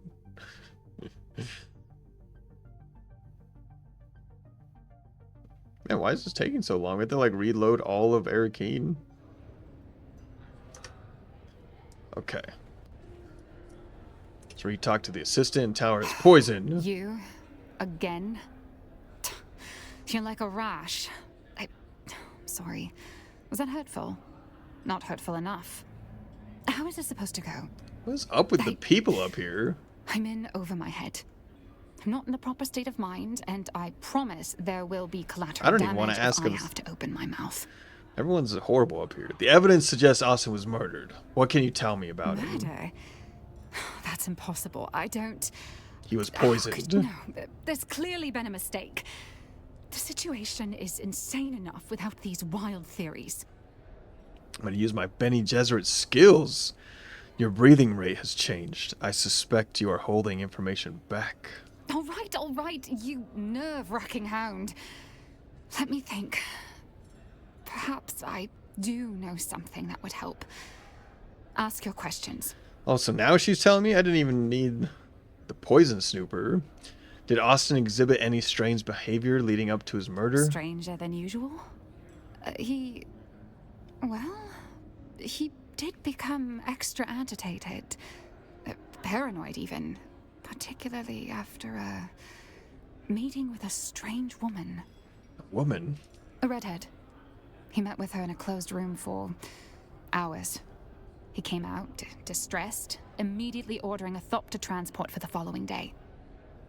Where did he go after meeting this redhead? I don't know if I should... This is vital to solving his murder. He had a secret workshop in the Eastern Shield Wall.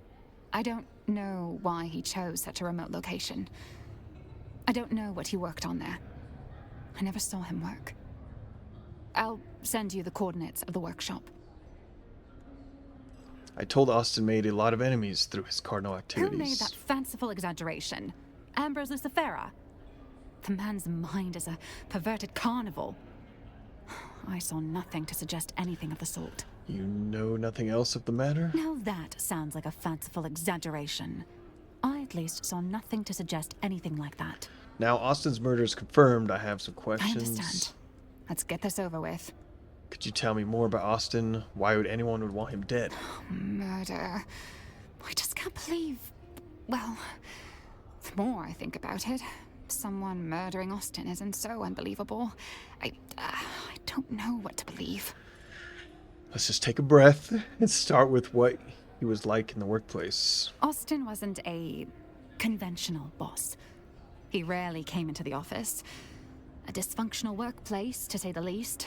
No guidance, little teaching, nothing. With the absence of Cyprian Io, I've been taught nothing. I've had to figure it out as I go, running the day-to-day affairs in the chaos. In essence, I'm the acting planetologist of Arrakis. It's ludicrous. I'm in over my head. Damn Austin. Or rest in peace, or both. I'm losing my mind. Seems to me your boss curried the favor of a powerful patron. I've suspected as much. Austin must have done something for someone in power to earn his cozy position. He did something that haunted him. You should understand, Austin was a brilliant engineer, as near as I can tell. But something shattered him at some point. He's a shadow of who he was. How do you mean? It wasn't any one thing or any describable clue. Just a million tiny intangibles taken in while being around him. Something had him guilt-racked. Once I saw him sobbing over a set of city planning sketches. He didn't see me. He avoided his work and skill set. It made him feel guilty or afraid. I'm not sure how he made ends meet, but the job title remained and money kept coming in. Do you have an alibi? An alibi for Austin's murder? I was out on business that Austin had been neglecting. Don't suppose someone can confirm that? I'm afraid the only proof I can show are piles of hastily prepared paperwork. Who else might have had access to the room where Austin was found? Alistair and Ugo have access to any room in the Seleucid Ball, of course. I know I've seen Ambrose Lucifera in and out of there. Do any of them strike you as capable of murder? Isn't that the thing about murder? We're often surprised by who is capable. I suppose Ugo and Alistair might have their own shady dealings.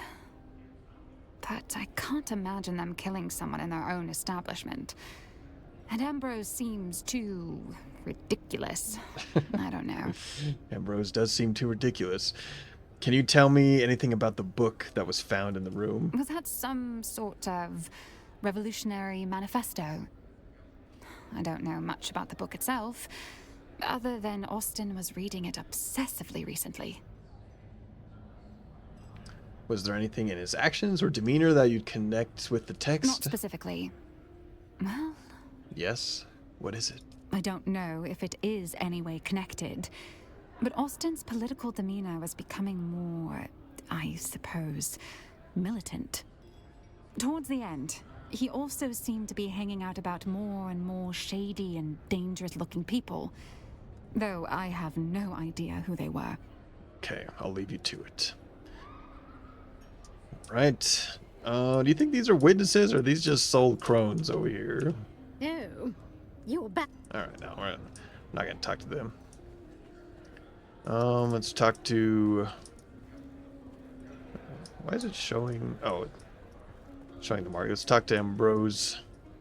Ah, the return of our intrepid sleuth hound. Has the plot thickened? Oh, do say the plot has thickened. It has thickened. I have reason to believe that Austin was poisoned. Thoughts? My dear Inquisitor, are you treating me like a suspect? Ridiculous. I am deucedly outraged. No, I'm not feeling anger. I'm feeling intrigued. A proper murder mystery, and I'm a suspect. How wickedly romantic. Perhaps I felt a deadly envy toward my dear friend. He's all getting himself involved for no reason. Envy over what? Nothing comes to mind. He was a sad sack of wine, whereas I am rather fabulous. Come to think of it, we weren't very close friends. Pshaw, we can hammer out a motive later. I'm just glad to be in the rogues gallery of this caper. You're too absurd to be a real suspect. Maybe you should try throwing me off the scent with this idiocy. Or maybe you're trying to just throw me off the scent. Do you really believe people like you as much as you imagine? Can you tell me anything constructive about my poison theory? I can say this about poisoning Austin. It would be easy to do. The man had recently developed a bottomless appetite for spiced alcohol. Not everyone can handle vice with the charm and panache that I do. People like Austin turn alcoholic dependency into something depressing. Something terrible haunted that man. 1 part guilt and 2 parts fear of discovery, shaken well and garnished with intrigue.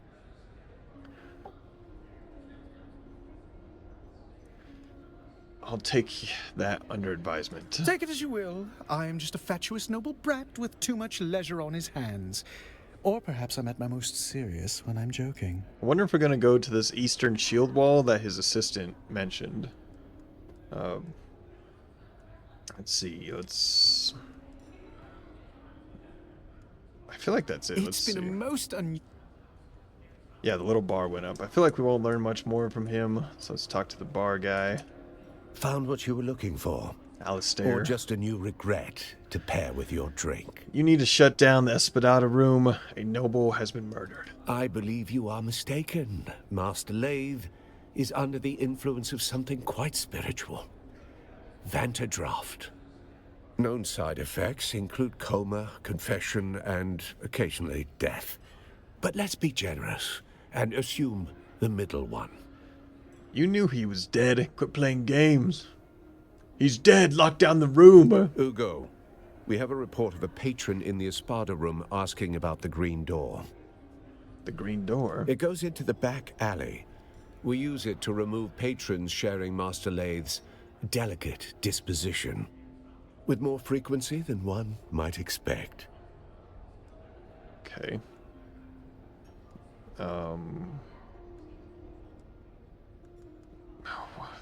We know it was the, let's say, bad romance, Master maybe with the Lathe girl. collected bad decisions like drink tickets. And love was just another excuse to disappear for a night. Or 3. Who gains the most from the engineer's You death? will have to ask his assistant, Hester Klimt. She catalogues tragedy like a tax collector. Go spoil her mood. Alright. That's good enough. Let's talk to Ugo. Ah, you are back. How can I help? The poison snooper lit it up when I analyzed his book. But who would want to kill a Master Lathe? He was already doing a good job over that himself. Between his taste for that toxic Harkonnen brew he loved so much, and the company he kept.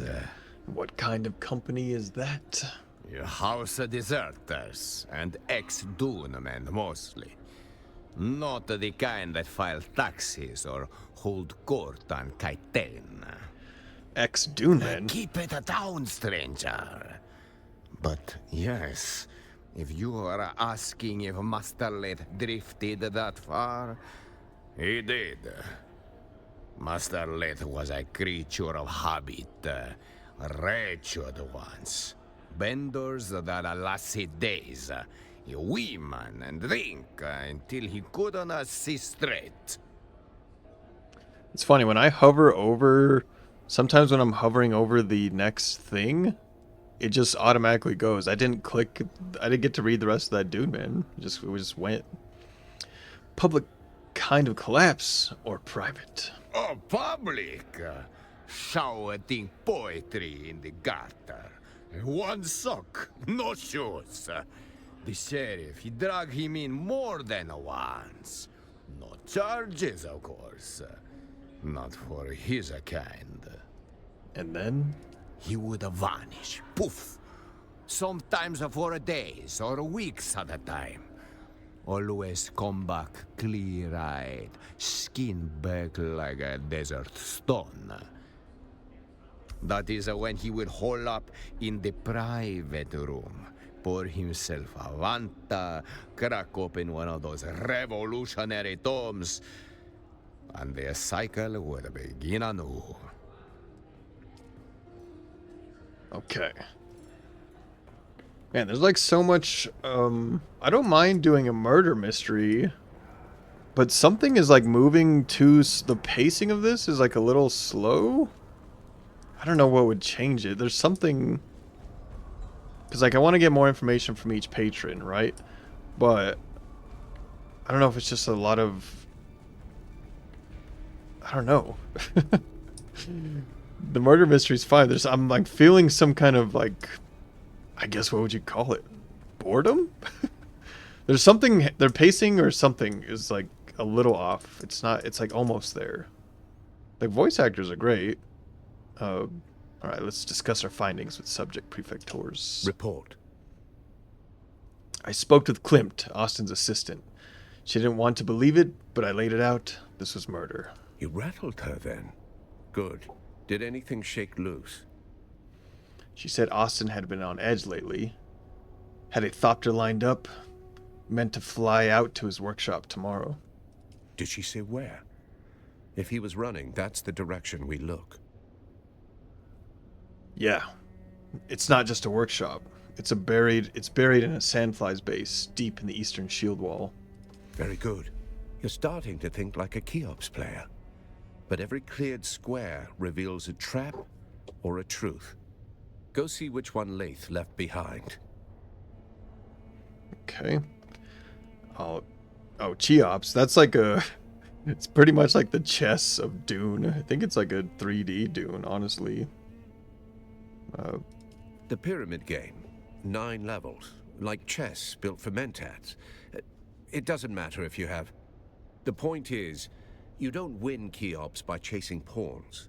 Every piece changes value as you climb the board. Just like an investigation, you can't trust what's in front of you until you understand what's above it and what's beneath.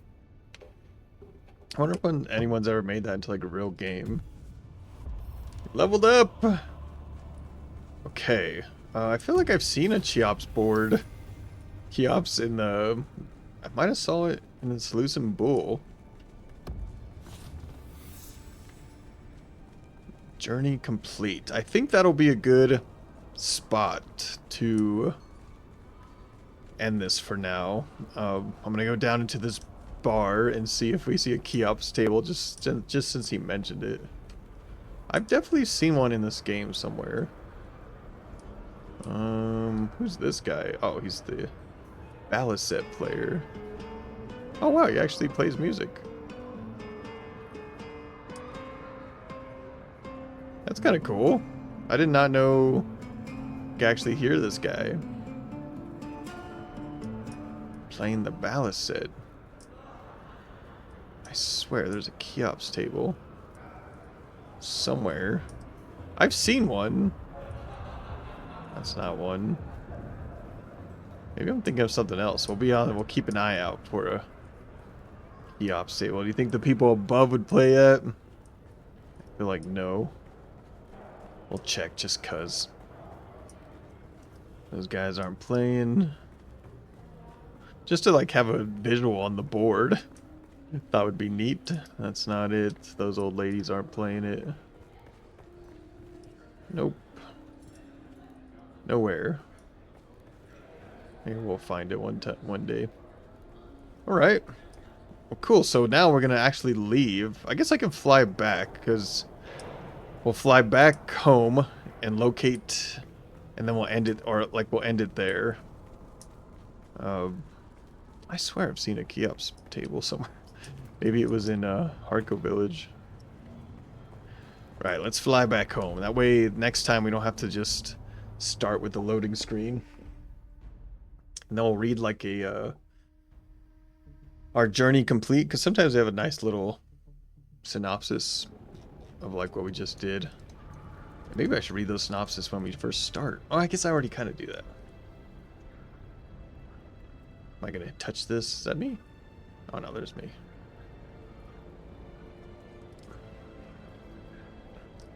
Oops.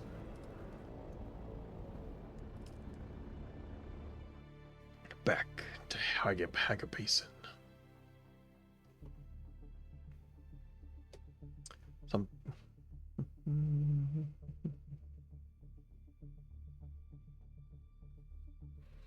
10,000 years ago, the desert botanical testing stations were sealed. Very few records exist. Right. Just figured I'd start reading that. Let's go! Oh, I'm going to my old base, on my other character's base. This way.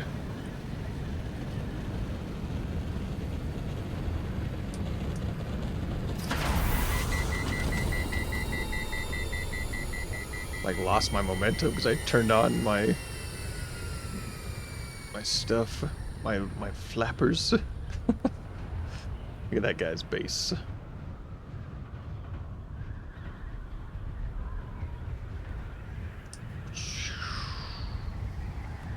Always got to do a spin. Always got to do a spin. Oh jeez. As we crash into the side of a mountain. Oh, let's see if I can do an aerobatics move here. Oh, how do I turn down? Wasn't as smooth as I wanted, but woohoo! All right, hack this up. I probably need fuel soon because we got 5 days. I just need to remember to log on in 5 days. Should be filming something in 5 days, I hope. All right. Unless I see like a fuel cell like right outside or something, I can grab it. See a fuel cell around. Sometimes I see one in this little spot. Nope. No fuel cell. It's nice to have our fuel. Just a bunch of carbon ore. Or fuel over there. No fuel. I'm like wasting my full sensor belt, which is about to break here soon. Sad, no fuel. Alright. No fuel in sight. I'm sure there's some nearby, but alright, we'll log out. We haven't been in Elena's bed for a while. Let's go up here. It's like weathering from the sandstorms. Alright, we'll put her here so she can rest. She has a lot to think about. This investigation, like a whole nother thing. Wait, how do you sit down? I swear I've sat down on this bed. It's the emotes. Where's the emotes? Did they move them? Am I going crazy? I thought they were here. Oh, emotes. There is a sit down. There's no lay down though. So let's do. Let's this one. I guess we'll swap that. Okay. We'll sit her on her bed. Why was that a different color? Like it's like worn out. My emote is about to break. Oh, and then I can't even get the camera right. How funny. Wonder if it's because it's smashed up against the wall. Let's try sitting here. Not the best angle to log out. We'll just have her staring out her cracked windows. Which these would be cool windows. Oh, what's going on? My POV is like terrible. Anyways, I was trying to find a nice spot to log out. I don't want a giant 3 in my angle. Alright, well thanks for watching guys. That should concludes episode 40 of... Oh, I didn't tell... Everyone's already clicked off by now. I always do that. So we finished Called to Account. Well, I'll recount that next time. And Proces-Verbal. That was definitely verbal. We found out Austin Lath, the engineer, has been murdered with poison. And we're going to go next time to the base here in the Haga Basin and the Eastern Shield Wall to see if we can pick up anything at his workshop in the Sandflies base. And yeah, so stay tuned for Elena's next adventure. Alright, thank you to my patrons, and I'll see you guys on the next one.